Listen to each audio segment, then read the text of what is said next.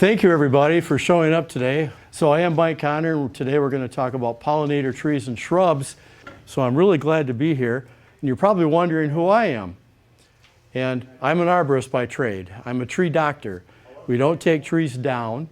We diagnose tree diseases and we deal with those in the best way we can without affecting the environment or affecting bees or pollinators. So that makes me unique, and we're really busy as an arborist. I've also been a nursery grower since 1970. I know, that really ages me. And then during COVID, we have stopped growing nursery trees. Lack of help and lack of a good back has really led me to get out of the nursery business. And I've been a beekeeper since 1966. I got my first hive of bees. I ordered it online. Well, online, I ordered it from Sears Roebuck when I was just a kid. And I built it up to 200 hives. So I have been at that quasi-commercial state where it's really awkward and you don't know if you want to keep more bees or have less bees. So I decided I would have less bees. And I've had bees since 1966. And at one point in my career, I was the date ant manager in Grand Rapids, and did that for 7 years, and I really enjoyed it. And while I was the date ant manager, I was able to meet and interact with who I consider the best beekeepers in the state, and they were the beekeepers of Michigan. So I learned a lot about beekeeping at that time. And I'm also a co-sponsor of the Grand Rapids Bee Club. So that's who I am. Now, let me get a little interaction from you. Today we're in mid-March in Michigan. Things are really unusual this year. February 22nd, 3 weeks ago, we had maples in bloom, silver maples. Silver maples are in bloom. They are the first maple that'll bloom, and they're the first significant source of pollen for our bees. They don't get a lot of nectar off silvers, but they get a lot of pollen off silvers. And silvers don't need bees to pollinate. Silver maples need wind to pollinate, but in order to keep the embryos from freezing, they produce a lot of sugar syrup. And that keeps the embryo from freezing because it's an antifreeze around the ovaries and then the future embryo of the tree. So the bees take advantage of that. And snowdrops were in bloom February 22nd. This is so unusual. And this is an actual photo of a honeybee on silver maple. Look at that nice yellow pollen pellet. The other thing that has already come into bloom and is done will be the elms. They're another wind-pollinated tree that we have, and the color of that pollen on elms varies from yellow to brown. And it's really interesting because the color of the pollen depends on the species of the elm and also the age of the elm. Young elms, newly developing elms, tend to put out yellow pollen, and then the older elms, more mature elms, their pollen is brown. Don't know why. It just is. But it's really interesting then, because when you look at bees coming into your colony, you can see, well, that's definitely maple. This could be maple, but it's probably an elm. So we don't think about elms as being significant producers of pollen or nectar, but they really are. Look at all that the bees are bringing in right now. So this, a friend of mine sent me this. This was in front of her hive, Heather Boersma, and they were bringing in so much pollen 2 weeks ago, 3 weeks ago, that it was dropping in front of her hive. So these are current photos. Yeah, look at that. And this is all maple pollen. And skunk cabbage, I had people tell me their skunk cabbage was in bloom. Skunk cabbage is just opening now. These are photos that I took 3-4 days ago. Yeah, 3:15 I took this photo of skunk cabbage. Skunk cabbage likes this swampy area. It likes a shady area, and it comes up. And it's an exothermic plant. If there's snow or ice on the ground, it will actually melt that snow and ice around it. And the bees really enjoy it. Let me back up one. There's so much pollen in a skunk cabbage, I tore the top off the skunk cabbage, and you can see there was about a teaspoonful of pollen in the bottom of that skunk cabbage. thump it and it just comes right off. And the bees will gather that. And I don't know how much of that is the bees are bringing in right now because we have so much maple out there. But these are things that are in bloom right now. Another one that'll surprise you is cornelian cherry, which is a dogwood. They're in bloom right now. And people think of these and they think, well, that's a forsythia. Nope, that's not a forsythia. It's actually a dogwood. And we can eat the fruit if you want to. It's the only dogwood with edible fruit. And this is a picture took on the 13th. These are honeybees on those trees that I'm showing you right there. Cornelian cherry, Cornus moss, it's in the dogwood family. And the bees really, really like them. Not only the honeybees, but our native bees that are coming out, the cellophane bees that are coming out now. And, you know, our native bees also like this variety of dogwood. Pussy willow is just opening up. I grabbed a sample and I'm afraid I smashed it. You went out and took a picture though. Yeah. Well, here's a photo that I took yesterday. Pussy willow is just opening up now. And this is a plant that we find all across the state of Michigan. And this is the plant that has the pussy toes on it, you know, that people use in floral arrangements. And this is our native one. And it opens up into a, you know, more of a brush type plant. And then when it opens up, the males do first. This is a male. And pussy willows come male and female. And the males are probably the ones you want to plant because they have pollen and nectar. And then the females have just nectar. And of course we have our daffodils. This is a photo I took yesterday. So, you know, I want to deal with this for a moment because this is becoming more and more a topic of conversation. And there seems to be this misunderstanding among pollinator groups. And I know I'm talking about bees and trees, but we need to address this because I think we can address this in a positive way. This is really pertinent. Becky Masterman and Bridget Mendel wrote this article in Bee Culture, February of 2024. So this is really current. And Becky Masterman is, you know, if you don't know who she is, she's at the Bee Lab. And she wrote, there is a strong and growing movement against honeybees and beekeeping from a coalition of scientists, conservationists, and the public who are worried about the impact on native bees. And she says on the next page, we have to recognize that the Xerces Society for Invertebrate Conservation for their anti-honeybee messaging. Now, we all know the Xerces Society. We all are familiar with them.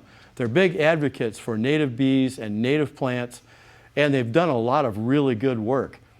But they are actually anti-honeybee, which is a little scary. So what's been done? The Michigan Beekeepers Association was able to sponsor Diana Cox Foster, and she had a talk that she did over Zoom.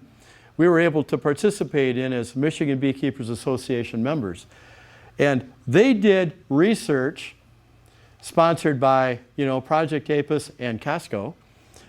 And yeah, don't knock it. And their studies, which are yet to be published, show that there's no impacts of honeybee apiary on reproduction of osmia or other cavity nesting bee and wasp species. And they set up experiments, and one of her conclusions, based on an experiment where they put 48 colonies in a wooded area, okay, so it's only native bees, and her conclusions after they did their studies was that an apiary of 48 colonies did not impact native bee species in forest lands. This is all new. This is all new research. This is fantastic. One of our speakers earlier was talking about how honeybees are often blamed for infesting our native bees and our bumblebees with viruses and things that we brought in. And their research is showing that bumblebees already had these viruses. There's no correlation between these viruses and honeybee viruses, which I just found astounding. I couldn't get enough. So Becky Masterman concludes and says, floral resource competition can be virtually eliminated if we improve habitat for pollinators. Man, I couldn't agree more. And that's what I'm all about, is improving habitat for pollinators. And totally agree. And let's talk about this. This photo is a customer of mine in Grand Haven. And it's a great photo. It's a great picture of a native prairie and native plants. It's a pollinator meadow. They spent a ton of money to have this installed professionally. And it consists, it kicks all the boxes. It consists of native plants. It has continual sequential blooms. And it provides that very important nesting habitat for our native bees. I love it. It's beautiful. They did a fantastic job. It's a pollinator meadow.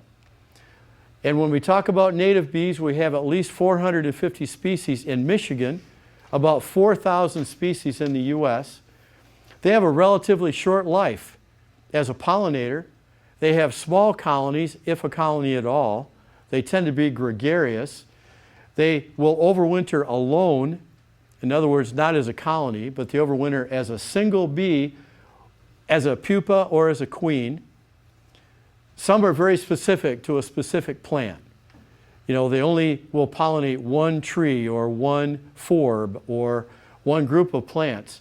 And some are generalists, like our bumblebees. Hey, it's a flower, I'm going to go visit it. They do prefer native plants. They prefer native plants in general, but they will utilize non-natives too. And they don't have a wide pollinating range. Most of our native bees have a range of about 1,000 feet from where they come out of the soil or come out of the stem or come out of that tree trunk. Their entire life will be spent about 1,000 feet from where they come out. And that's really amazing. That's why we need to provide them with proper habitat and nesting spaces and good food. Compare that to a honeybee, which can go out 3 miles or about 10 square miles of forage. So huge difference in their pollinating capability. And there's the metamorphosis of solitary bees. We don't need to spend a lot of time on it. 60% of them spend their winter in the ground. Then we compare that to honeybees, which is our primary agricultural insect. They overwinter as a colony. They come through into the spring with about 5,000 bees in a colony. And those 5,000 are ready to get out there and pollinate. Compare that to like osmia, which are extremely efficient in their pollinating, but they come out as a colony of 1. So you want to have a group of a lot of them that are emerging. I think a typical osmia has, and correct me if I'm wrong, but I think that 8 will emerge in a normal colony. It's not a colony, it's a group, of which 2 will be males. So we have 6 that are going to reproduce. Compare that to a colony of 5,000 honeybees. And honeybees require abundant nectar and pollen. Here's the mind bender. One colony in Michigan of honeybees will require 600 pounds of honey. From the start of their fiscal year till the end of the fiscal year, they need 600 pounds of honey. That is for metabolism, that is for reproduction, and that's to give you 60 to 100 pounds to put into bottles to sell, and that's for 90 pounds to get through the winter. They need to produce 600 pounds of honey every year, and they have to collect 55 pounds of pollen. That's a lot of pollen. That's bucket loads of pollen. And a typical colony in Michigan makes 1.2 billion flower visits annually. And they're not native. Honeybees are not native to the U.S., but they have been here for 500 years. And we question that because now they found fossils out in, I don't remember what state. Look like they're honeybee fossils, at least they're apis fossils. And you know, they're 200 trillion years old or whatever magic number they come up with. But they were here before, you know, the country changed and they've gone out. So now maybe we can technically say apis was native. So were the dinosaurs. This meadow that we're looking at that's so beautiful will not support even 1 hive of honeybees. But it's fantastic for native bees. How much nectar do you think this one field can produce 600 pounds of honey? Do you think this one field can produce 55 pounds of pollen? The answer is no, not a chance. So we're kind of at cross purposes here. This is for our native bees, and our honeybees will come to visit it. This is extremely important. And what we need to do is we need to look at what are other meadows that provide nectar and pollen for all the bees, and trees. Trees are meadows in the sky. Trees are a bee meadow, and they are producing nectar and pollen not only for our native bees, but for our honeybees. Honeybees can get a crop of honey. They need these large inputs of nectar and pollen, and they need them to come in large quantities all at once. They don't like to just dribble along, get a little bit here, a little bit there. They need big inputs, like that pollen coming in off maples right now. Native bees and honeybees have different needs. The native bees need continuous bloom. They need those little sips because we have so many species that are emerging all the time, and they all have different needs, and we need to be able to provide them with nesting habitat too. They prefer different plants, and the point is there's a lot of crossover. There are plants that will suffice for both. Now this is really interesting because I have studied these pairs for a long time. Every time I'm out on a job, remember I'm an arborist, so I get to go out on jobs a lot. And every time I go by a pear tree, I look and say, what is pollinating this? And I never see anything, never see anything. And frustrating, so one day I was sitting on our deck at our house where we have an ornamental pear, and was drinking a cup of coffee, and there were honeybees all over it, and native bees. In fact, these two guys were out there. And there were hundreds of bees on this ornamental pear. And I came back and looked in the afternoon, there was nothing. Some trees, putting on my arborist hat, some trees allocate their resources very carefully in order to take their carbon out of their roots, out of their stem, and convert that into sugar. That's a huge net loss to the tree. So they will produce nectar for only a few hours a day. Flowers remain, but the nectar is only out there for a couple hours a day. Some plants have different times.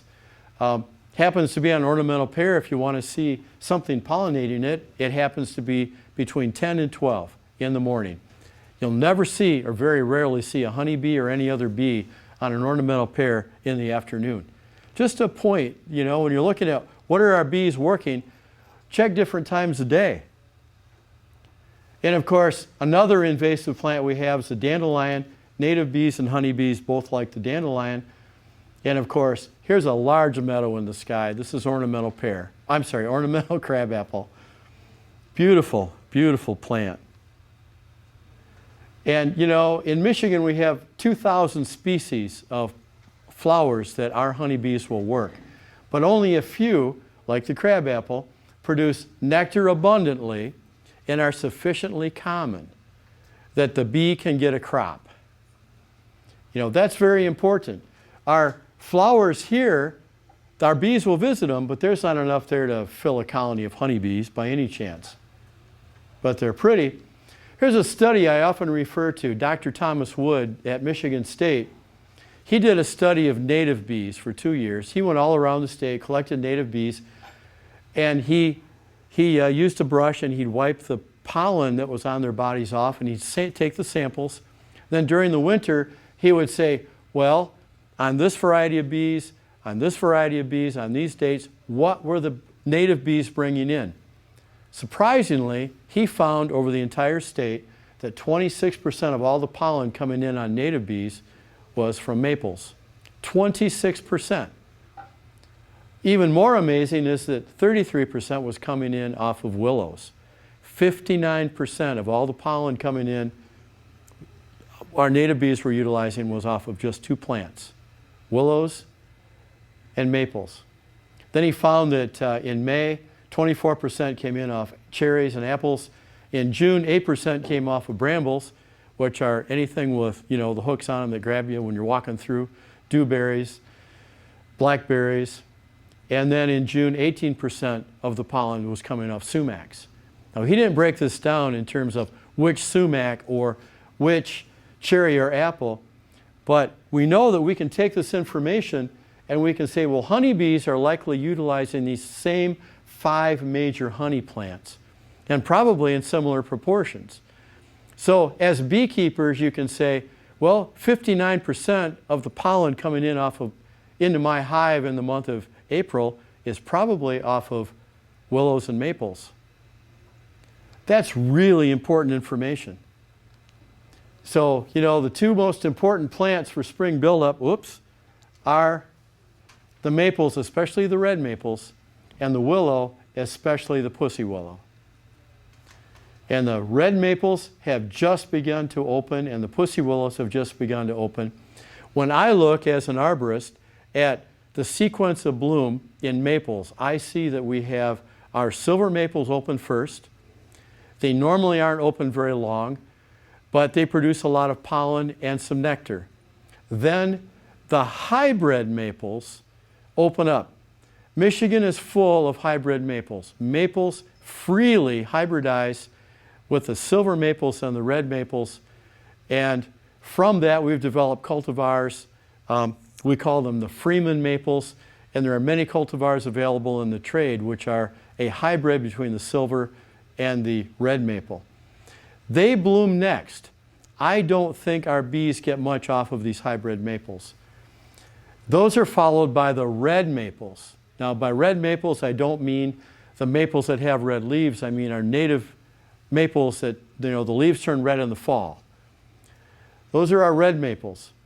And when you look at the red maples, I can go out here in the parking lot right at this college campus, and there are red maples in bloom today. They're the cultivars, cultivated varieties of red maples planted by nurseries, and there are about 300 species that we have in the trade right now. And they have different blooming times. Some are in bloom now, some will be in bloom in a week, some will be in bloom in 2 weeks.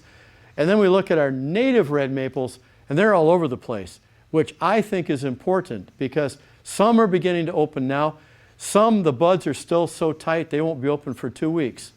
So our red maples will be in bloom, providing nectar and pollen to our honeybees from now until May. It is a very significant source of nectar and pollen for our bees. And the bees will collect that as long as the weather allows. They're not out there today. They may be, but they were certainly out there yesterday. There's a close-up of maple and pussy willow. Yeah, and those are the toes I'm talking about. They're called pussy toes. All right, photo I took March 15th. So now we look at things like our native cherries or cherry trees. Remember in that sequence Dr. Wood mentioned, he said, well, we have our maples and our willows. That's followed by our fruit trees, our cherries and our apples. And we look at our native cherries, and as I study these, I have never seen them covered with honeybees. Native bees by the thousands sometimes. Swarms of native bees. Very rarely do I see our honeybees on our native cherries. Just an observation that I've made. But what I do see our honeybees on are the ornamental cherries and our native bees on the ornamental cherries. So I'm thinking, well, if we have to plant a cherry, let's put it in an ornamental cherry because it's appealing to both groups of bees. And you can't see it very well. I was trying to show the about 100 little native bees here and a couple of honeybees coming in for a landing on this ornamental cherry. It's just literally a swarm of bees around these ornamental cherries when they're in bloom. So you can see the honeybees, but you can't see the native bees, sorry. Little tiny, tiny native bees. American dogwood, it's one of those enigmas because it blooms and you think, well, that's got to be good for bees, right? No, it's not. It's really not good for bees. I have never seen a honeybee on American dogwood, ever. And only one native bee, to my knowledge, will pollinate the American dogwood. It's one of those that's like, well, they're pretty, but don't plant it for the bees. And then my friend Heather Borma, she sent me this picture of a honeybee on a dogwood with pollen. That's significant. And she told me that In her observations, honeybees will only work dogwoods as the dogwood blossoms begin to fade. You see, the white part is not actually a flower. That's called a calyx. It's a modified leaf. This is the flower inside. And the white on the outside has to start to fade before apparently they're mature enough for the honeybees and other bees to be able to get in there. Again, I've never seen it. I've never seen a honeybee on a dogwood. If you want a good dogwood for native and honeybees, this is the one you want, the silky dogwood. It's native, honeybees like it, and native bees adore it. And it stinks. It doesn't smell good.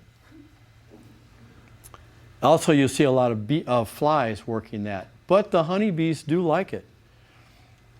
And then, of course, the other dogwood that's very attractive to bees is that cornelian cherry I showed you earlier. Well, along with the cherries in bloom, we have the other fruit trees, the orchard trees, including our ornamental crab apples.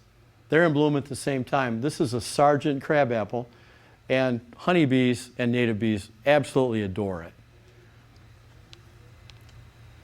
Blackberry, those are the brambles I was telling you about. That's that fourth very attractive plant that bees adore. By the way, have you noticed that so far out of the plants that I mentioned, they've all been trees until we come to brambles? Our most significant sources of nectar and pollen so far have been trees. And then the sumacs. We have 4 sumacs in Michigan, 4 native sumacs. We have the fragrant sumac, which will be in bloom, I don't know, might be tomorrow, might be in a week. They bloom very early, and I've never seen a honeybee on them. That's followed by the smooth sumac in June. And by the way, sumacs are both male and female. And there may be a case of where this one's a female and that one's a male. Maybe. And the smooth sumac is immediately followed by the staghorn sumac.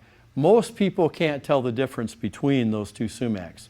The difference is that the staghorn has hairs growing all the way up the stems, and the smooth don't, hence the name. And then we can see it. Staghorn sumac. And look at the bees going after the flower on the staghorn. Very, very attractive to bees. Usually we can get a significant amount of nectar from our sumacs, and then the bees convert that into brood. Right away they're making more baby bees out of it. If you do get a chance to eat it, I think it's quite strong, and I don't think it's all that good. Yeah, others have had it. Yeah, you agree. Then we have this sumac, which is the flame sumac, also known as the wing sumac or the dwarf sumac. This one is absolutely amazing. It blooms in July and August, okay? So you've got our June blooming sumacs, and then we go through, you know, the period of our basswoods and the other trees that are in bloom, and then this guy comes out and blooms again. It's a sumac, grows in low hedges, and it has a brilliant red fall color. And Peter Littner says it's the highest density of bees on flowers I have ever observed. And he wrote a book about garden plants for honeybees. He said if you have to plant one plant in your garden, this one right here, flame sumac. Because the bees love it, and it blooms when other things are not in bloom. It's amazing. And because I had the nursery, I messed around and I would take root cuttings from these flame sumacs to grow, and I would start doing the plants that that bloom later and later in the season. And the last batch I did, you know when they bloom? They bloom in September. Very little effort on my part. I could probably sell it as a cultivar. But very little effort on my part. Now we have a plant that's in bloom in August and September, and the bees love it. So plant one. Okay, besides the big 5, there are other superstars that weren't on that list that I mentioned, such as black locust, don't groan, tulip poplar, and then the basswoods. This is black locust in bloom. Now, black locust is a plant you either love or you hate. It's the only native tree that is invasive. considered invasive. It's on the invasive plant list. You're not supposed to plant it. It was brought in actually for forage initially because experiments were showing that it could be harvested as a as a cow food. And then they found that it fixed nitrogen in the soil. And it was a great source of nitrogen for really, really cruddy soil on the western side of the state. Its wood became good fence posts because it doesn't rot very quickly. So it was brought in, but now that the states are warming up, this is a native plant to Appalachia. It has its own population that's worked its way up now into southern Michigan, independent of anything we've done. So what do we call that? What do we call it? It's an alien invader. It's a non-native invader. We can talk about it, but I'll tell you, this is a fantastic honey plant when it blooms. It's amazing. It produces large amounts of honey.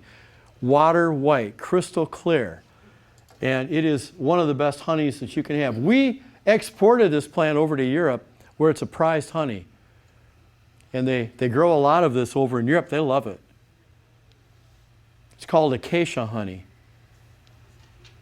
And again, close-up of the black locust.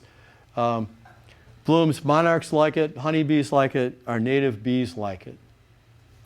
Another one, I love this photo, and I do call this my $1 million shot because the tulip poplar has these large cup-shaped sized flowers.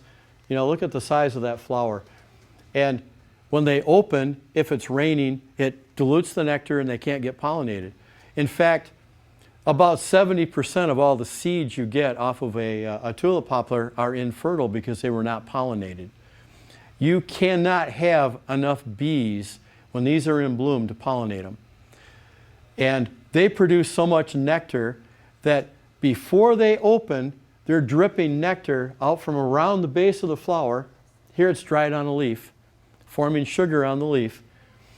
And so the bees are already there gathering nectar from the base of the flower. So the moment it opens, the bees go and pollinate it. That is that flower's attempt to get pollinated quickly. And it produces tremendous quantities of nectar. Like I say, you can't possibly collect it all. If you had a woods full of these, you couldn't put enough bees in there to gather it all. This kid was helping me at a job one day, and these had opened up, and you could probably scoop a teaspoonful of nectar out of each one of these flowers. There's that much that these guys are producing. Fantastic tree. Then we have the American basswood, which is another hero. It has a potential of 8 to 1,100 pounds of honey per acre. And that reference is from Margaret Ann Adams in her book, Pollen Grains and Honeydew. It's an interesting book. And here's the flower. It doesn't worry about rain because it hangs upside down and it grows an umbrella over the flowers. Those umbrellas fall off, by the way, and they'll end up in your swimming pool or wherever. But it's a fantastic honey crop. And then there's one I'd like to introduce to you, and that's the Seven Sons tree. And I really like this tree. It's, if I can make this work. Yes, it's a video I took in September of 22 of a Seven Sons tree. Now, look at the number of monarchs and the bees, bumblebees, honeybees, monarch butterflies. And it is truly a pollinator magnet. And we can use these as a sentinel tree to monitor the monarch populations as they migrate down from up north, because that's the right time of year, and they really, really like this tree. And on this particular tree, I think we counted 75 monarchs at one time on this one tree. Now last year, the monarch migration was not so good, and you could tell because we'd only get a few monarchs at a time. But the year before it was excellent. And I think these are good sentinel trees. And you can see, I like this shot because it's a bumblebee and a honeybee working next to each other on the seventh sun, and of course the monarch. And this was on the same plant. Oh, and that plant at the time I took those photos, that plant was only this tall. It was only about 3 or 4 years old. So it's one that I think we should just plant more of.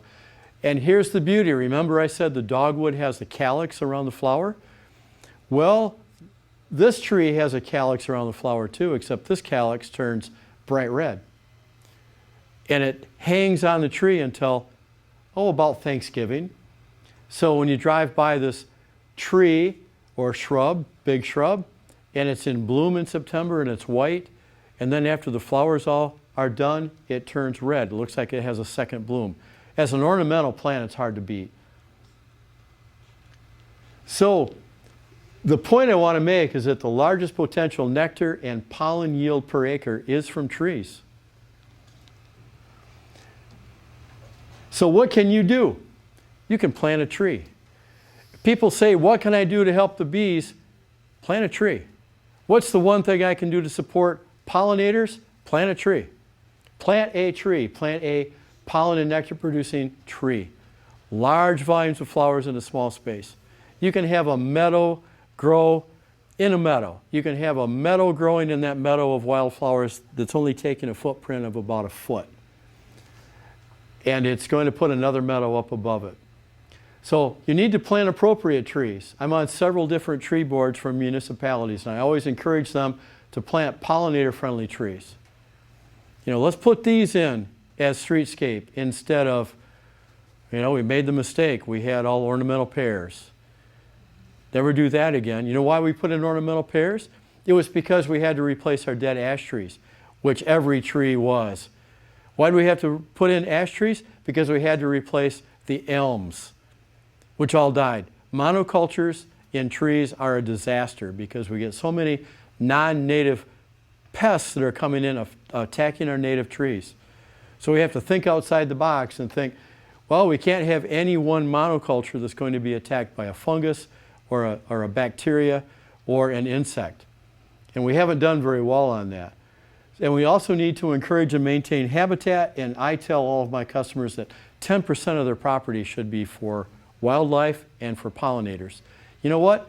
Most of them agree, and most of them are very happy to ask questions like, well, what can I do? What can I plant? Besides the tree, there are a lot of good forbs and perennials out there that they can put in.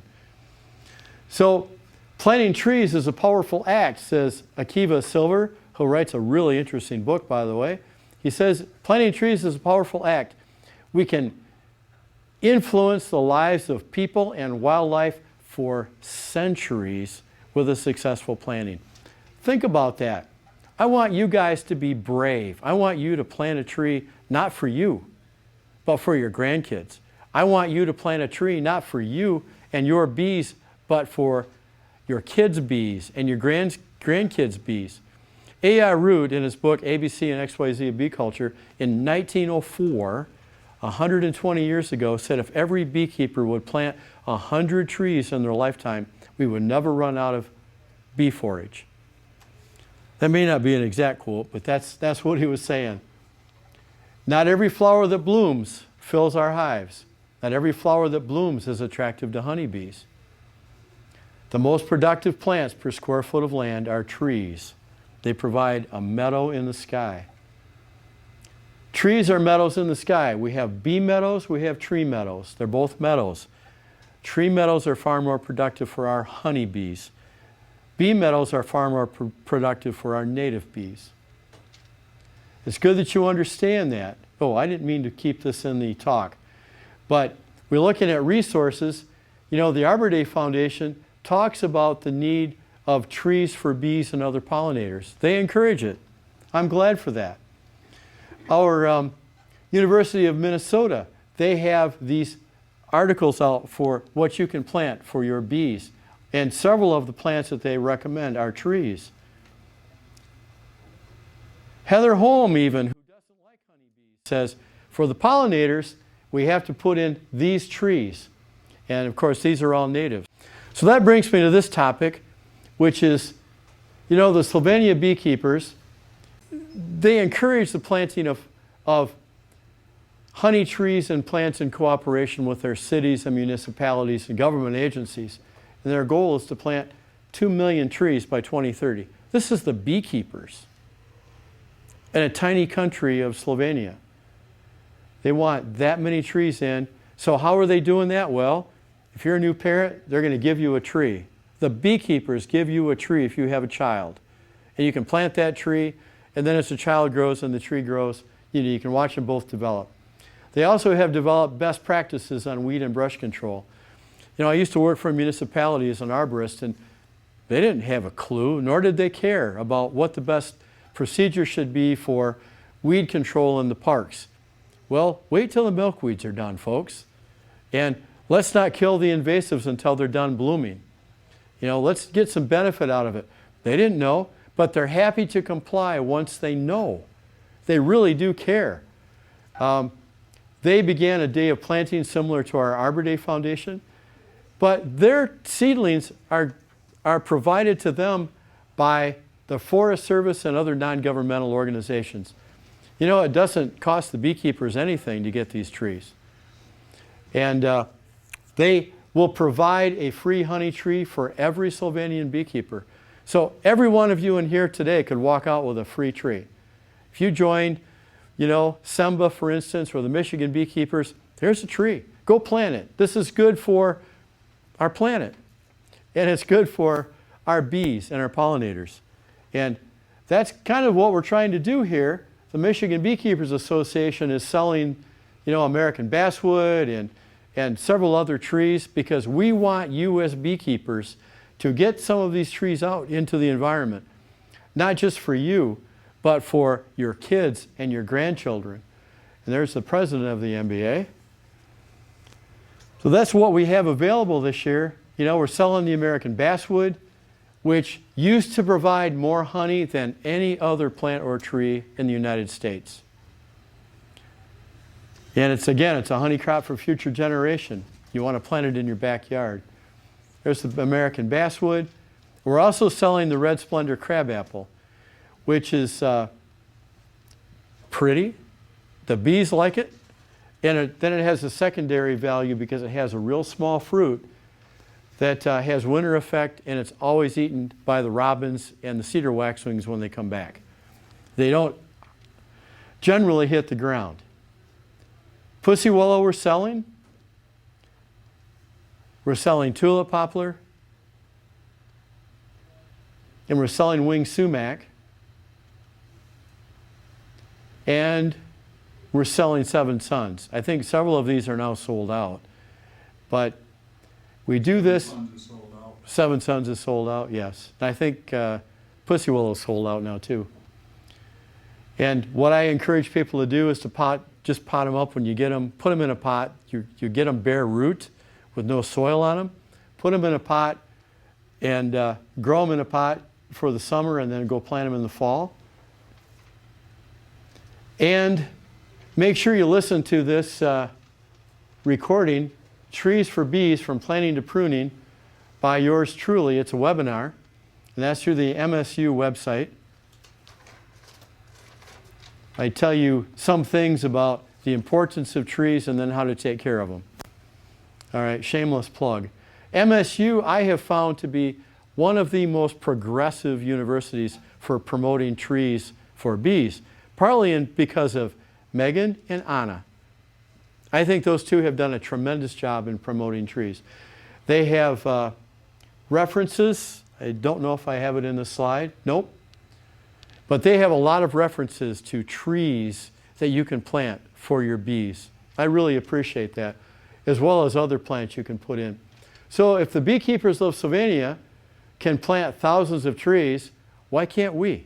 Why can't we as beekeepers in Michigan promote the planting of thousands of trees? The other thing I say is not only do you want to plant a tree, but you want to save a tree. And this is one of the most heartbreaking photos because she was working for me and we were doing a pruning job, several of us at a McDonald's, but right on the corner of the property sat this 100-foot tall tulip poplar. And I was randomly showing her the tulip poplar because it's a beautiful tree. And look at the leaves on that tulip poplar. 100 feet tall.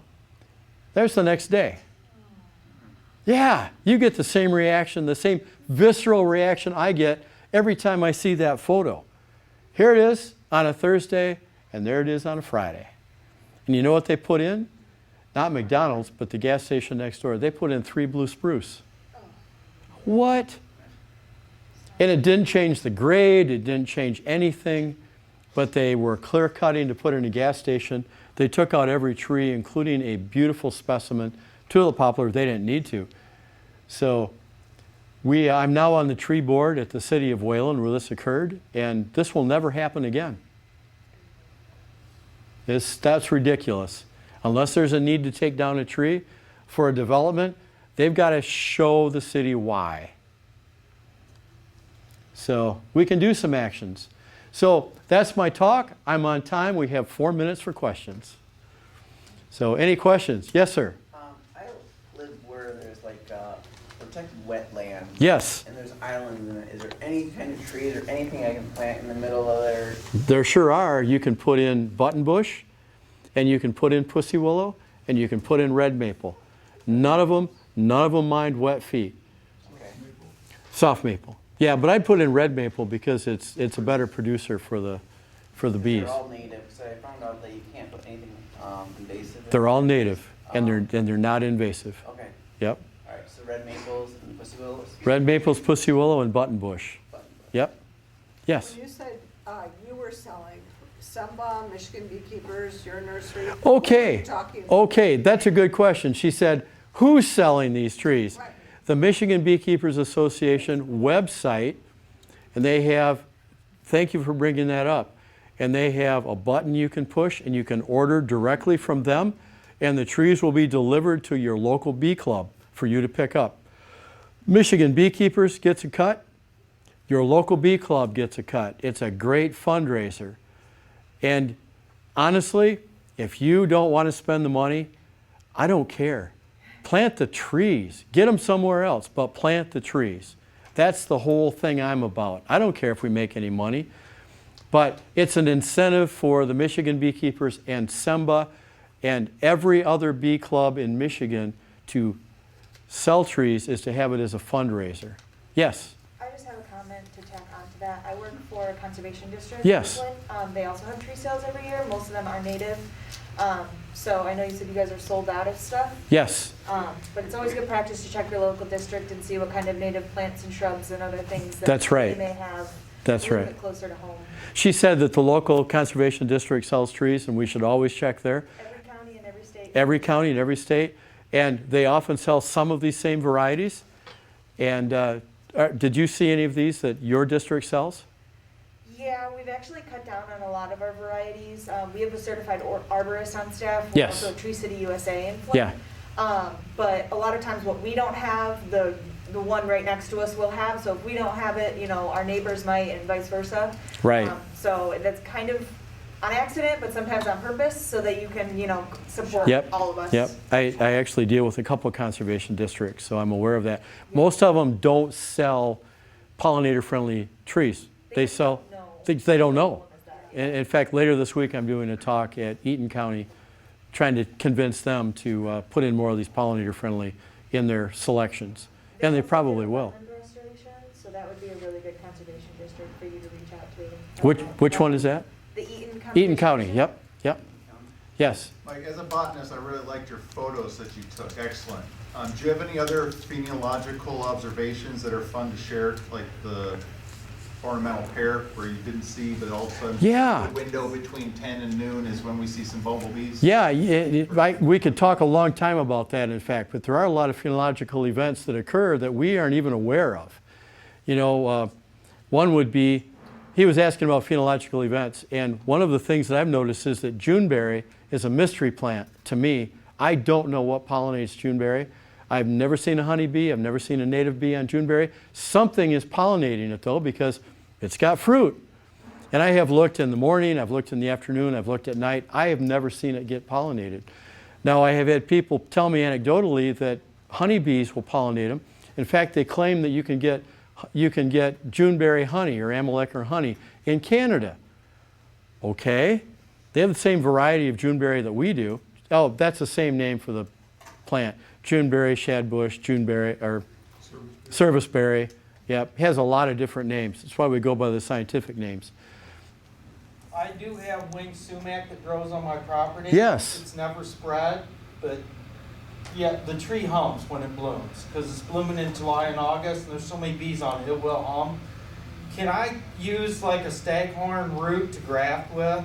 Because I know when you graft, you got to be pretty close to the same species. I can't graft a winged sumac on an oak root. Why do you want to graft? I'm just I curious. want to make more of them. Oh. I can't get it to spread. Root cuttings on, Root cuttings? they're very easy to propagate with root cuttings. Okay. You take them right now, this time of year, and the ones that sprout the fastest are the ones that are closest to the trunk.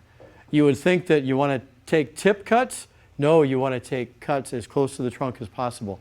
And you want to go out, if you take off a 2-foot hunk of root and make little 2-inch cuts off of it, every one of them will sprout. Very, very easy to propagate. I'll try that. Yeah. And if you want to graft, I'm sure you could graft it to a staghorn, yeah. Because they grow wild. Yeah. You can't stop them. So Right, I can right. dig up a root. He had a good point, though. He said that this flame sumac, or the winged sumac, doesn't spread. They're not as aggressive as the staghorn or the smooth. And they're pretty easy to keep under control. You can mow around them, or you can, have them some kind of a natural barrier, a wood line or a sidewalk or something, and they don't spread very aggressively. I like to see them in ditch banks because they don't go out of the ditch banks. Mine grows in a fence row underneath the power lines. Perfect, And they perfect. don't get in the power lines. Right. Right place. It's the right tree, right place. That's right.